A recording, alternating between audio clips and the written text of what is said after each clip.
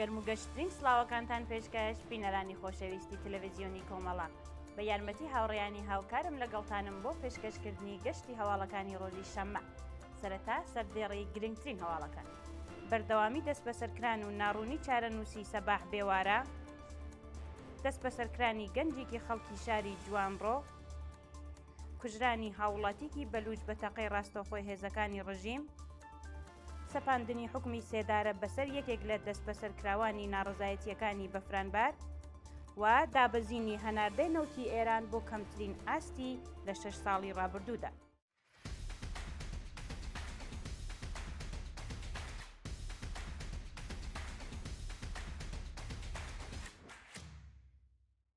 درێژەی هەواڵەکان. بەردەوامی دەست بەسەرکران و ناڕوونی چارەنووسی سەباح بێوارە. بەپێی راپۆرتە بڵاوکراوەکان، سەرەڕای تێپەڕبوونی 23 ڕۆژ بەسەر دەست بەسەرکردنی سەباح بێوارە، گەنجێکی کوردی خەڵکی شارستانی پیرانشار هێشتا هیچ زانیاریکی ڕوون سەبارەت بە چارەنووس و شوێنی ڕاگررتنی ناوبراو لە بەردەستانیە. بەپێی وتەی سەرچاوەیەکی ئاگادار، سەباح بێوارە لە ماوەی دەست بەسەرکرانیدا تەنها جارێک پەیوەندی تەلەفۆنی لەگەڵ بنەماڵەکەی هەبووە. هەروەها ناوبراو لە مافی بینینی بنەماڵە و وەرگرتنی پارێزەر بێبەش کراوە. هەمان سەرچاوە ئاماژەی بەوە کردووە کە بە دوواداچوون و هەوڵەکانی بنەماڵەکەی بۆ زانیاری بارودۆخ و شوێنی ڕاگررتنی تا ئێستا بێئەنجام ماوەتەوە. شایانی باسە کە شەوی پێنجشەمبە 24 گوڵان سەباح بێوارە تەمەن 23 ساڵ خەڵکی گوندی کەڵەکین سەر بە شارستانی پیرانشار بە هێرشی هێزە ئەمنیەکان بۆ سەرماڵەکەی و بەبێ پیشاندانی بەڵگەی قەزایی دەست بەسەر کراو بۆ شوێنێکی نادیار گوازرایەوە. دەست بەسەرکرانی گەنجێکی خەڵکی شاری جوانڕۆ. ڕۆژی پێنجشەمبە 14 جۆزەردانی 1405 هەتاوی، گەنجێکی خەڵکی شاری جوانڕۆ بە ناوی ئاتیلا عەبدی لەلایەن هێزە ئەمنیەکانی کۆماری ئیسلامیەوە دەست بەسەر و بۆ شوێنێکی نادیار گوازرایەوە.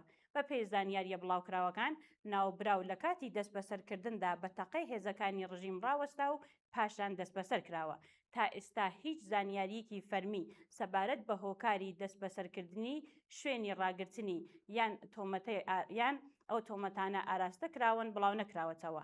شایانی باسە کە ئاتیلا عەبدی پێشتر چەندین جار بەهۆی چالاکی سیاسی و بیرروبۆچوونی خۆی لەلایەن دەستگای ئەمنیەکانی ڕژیمەوە دەست بەسەر کراوە و هێشتا بنەماڵەکەی ناوبراو لە نیگەرانیکی زۆردان و هەوڵەکانیان بۆ وەرگرتنی زانیاری سەبارەت بە بارودۆخ و شوێنی ڕاگررتنی ئەو گەنجە خەڵکی جوانڕوا بێئەنجام ماوەتەوە.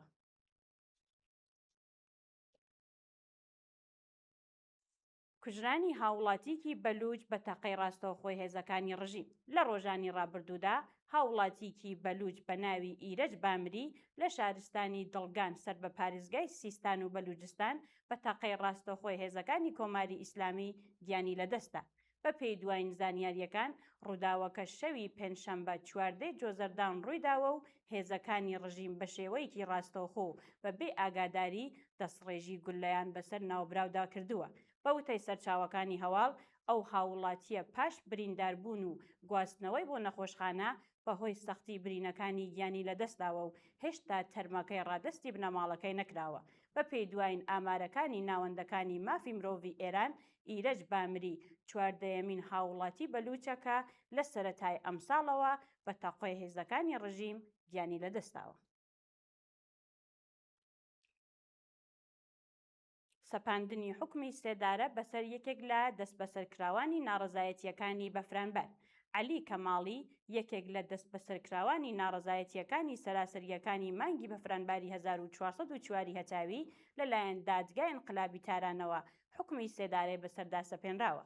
بەپێی راپۆرتی ناوەندەکانی مافی مرۆڤ، لەقێکی دادگای ئینقلابی تاران بە سەرۆکایەتی قازی ئیمان ئەفشاری لە نیوەی یەکەمی گوڵانی ئەم ساڵدا ناوبراوی بە تۆمەتی محاربە بە سێدارە مەحکوم کردووە و هەروەها ئاماژە کراوە کە حکومەکەی ئێستا لە دیوانی باڵای وڵات لە قۆناغی پێداچوونەوەدایە.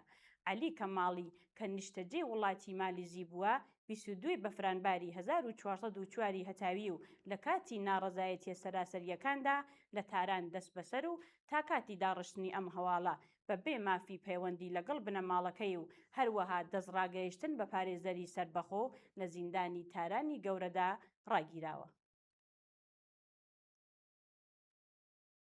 دابەزینی هەناردەی نەوتی ئێران بۆ کەمترین ئاستی لە 6 ساڵی ڕابردوودا.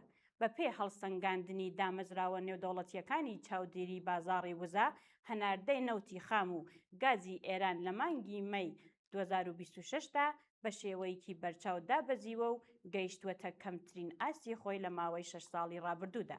بە پێی ئامارە بڵاوکراوەکان، ڕێژەی هەناردەی نەوتی ئێران لە مانگی مایدا بۆ نزیکەی 209,000 بەرمیل لە ڕۆژدا دابەزیوە، لە کاتێکدا ئەم ژمارەیە لە مانگی ئاپریلی زیاتر لە 1,300,000 بەرمیل بووە.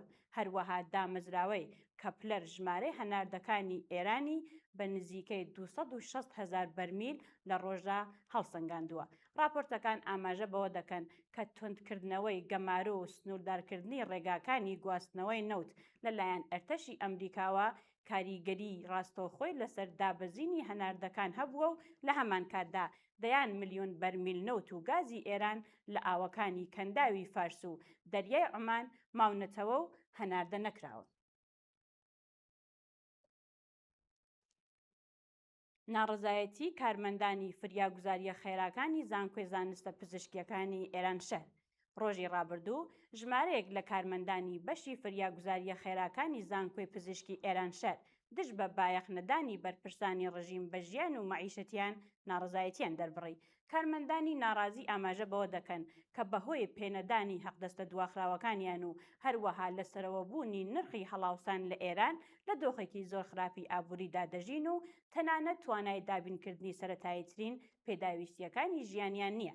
لە درێژەی ناڕەزایەتیەکاندا ناڕازیان خوازیاری بەرزکردنەوەی ئاستی حەقدەست بە پێی ڕێژەی هەڵاوسان، پێدانی حەقدەست و مەزایە دواخراوەکان، کەمکردنەوەی ساعەتی کار و هەروەها کۆتایی هاتنی جیاکاری لە حەقدەستەکاندا بوون.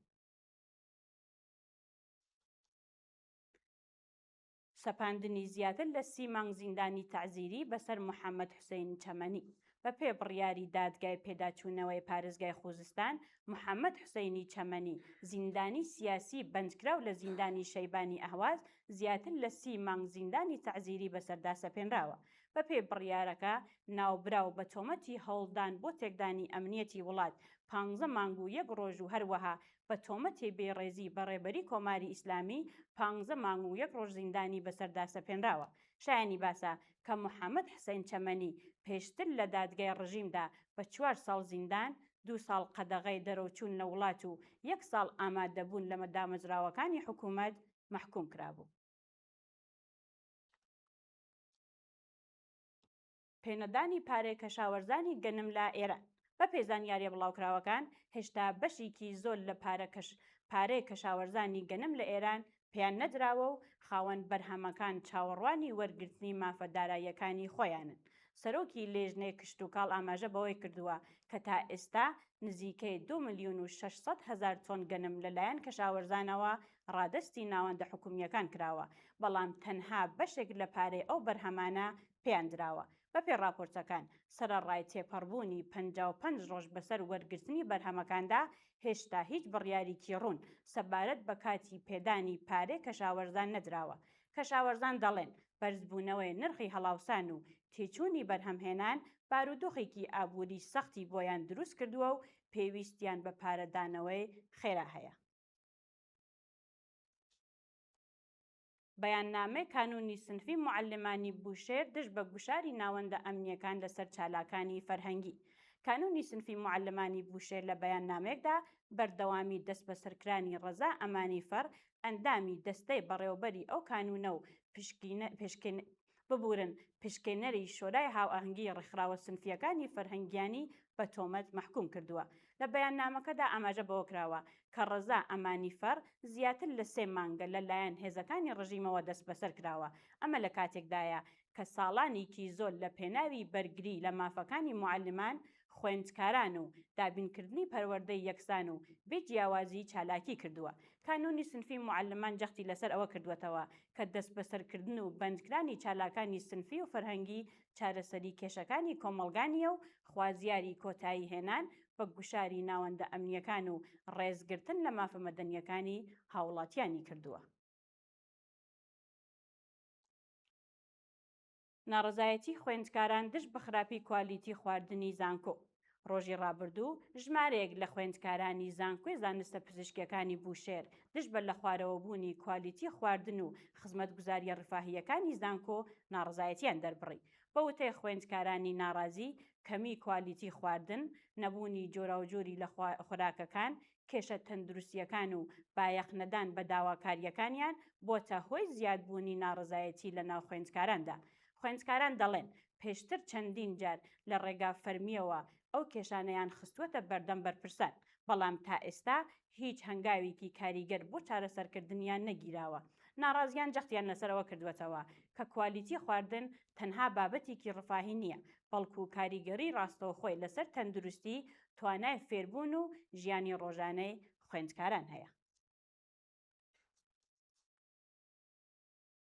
بەکارهێنانی نادادپەروەرانەی هێزی کاری زیندانیان لە ژێر ناوی کاری پیشەیی. بەپێی راپۆرتەکان، بنیاتی هاوکاری زیندانیان لە ئێران بە بەکارهێنانی هێزی کاری زیندانیان ژمارەیەک پرۆژەی کشتوکاڵی، پەروەردەی ئاژەڵ و بەرهەمهێنان بەڕێوە دەبات. بەپێی دوایین زانیاریەکان، سەدان زیندانی لە زەویە کشتوکاڵیەکان، باخەکان، کێڵگەی پەروەردەی ئاژەڵ و کارگەکانی سەر بە ئەو ناوەندانە کار دەکەن، بەڵام زۆربەی ئەوان لە مافە بنەڕەتیەکانی وەک بیمەی دەرمانی و پشتگیریە کۆمەڵایەتیەکان بێبەشن. چالاکانی مافی مرۆڤ ئاماژە بەوە دەکەن کە لە کاتێکدا بەرپرسان ئەم کارانە بە بەشێک لە فێرکردنی پیشە و ئامادەکردنی زیندانیان بۆ ژیانی پاش ئازادی ناو دەبەن، بەڵام نەبوونی مافەکاریە بنەڕەتیەکان و پاراستنی یاسایی پرسیارێکی زۆر لەسەر بارودۆخی ئەو کرێکارانە دروست کردووە.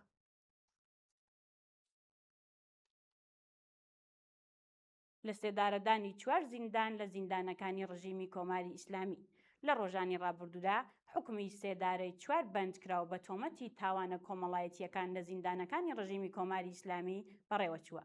بەپێی راپۆرتی ڕێکخراوەکانی مافی مرۆڤ، وەحید ئارمان لە زیندانی کرمان و سابر ئەکرەمی لە زیندانی گورگان بە تۆمەتی کوشتنی بانقەست و هەروەها ئەفسانە زەید ئابادی لە زیندانی تەورێز و ڕەزا پدرام لە زیندانی ئیسفەهان حکمی سێدارەکانیان جێبەجێ کراوە. ناوەندەکانی مافی مرۆڤ ئاماژەیان بەوە کردووە کە ئەفسانە زەید ئابادی لە تەمەنی 19 ساڵیدا بە تۆمەتی پەیوەست بە مادە هۆشبەرەکان دەست بەسەر کرابوو، پێشتر قوربانی دەستدرێژی بووە. بەرزبوونەوەی ڕێژەی گرژی و ئالۆزیەکانی ناوچەی کەنداوی فارس. بەپێی دوایین هەواڵەکان، گرژی و ئالۆزیە ئەمنی و سەربازیەکانی ناوچەی کەنداوی فارس لە ڕۆژانی دواییدا بە شێوەیەکی بەرچاو بەرز بووەتەوە و چەندین ناوەندی سەربازی و ئەمنی بە ئامانج گیراون. بەپێی راپۆرتی گەیشتوو، پاش ڕوودانی تەقینەوەیەک لە ویسکەی نەوتی مینا ئەلفەحد، پرۆسەی هەناردەی نەوت و ماوەیەک ڕاگیراوە، بەڵام دواتر بەرپرسانی عومان ڕایانگەیاندووە دۆخەکە ئاسایی بووەتەوە و هەناردەی نەوت دووبارە دەستی پێکردووەتەوە. لە هەمان کاتدا فەرماندەی ناوەندی ئەرتەشی ئەمریکا سینتکام ڕایگەیاندووە کە چەند درۆن و موشکی ئاراستە کراوە بۆ ناوچەکە و تەنگەی هۆرمۆز تێکشکێنراون و هەروەها هێرش کراوەتە سەر هێندێک ناوەندی چاودێری و ڕاداری سەر بە کۆماری ئیسلامی.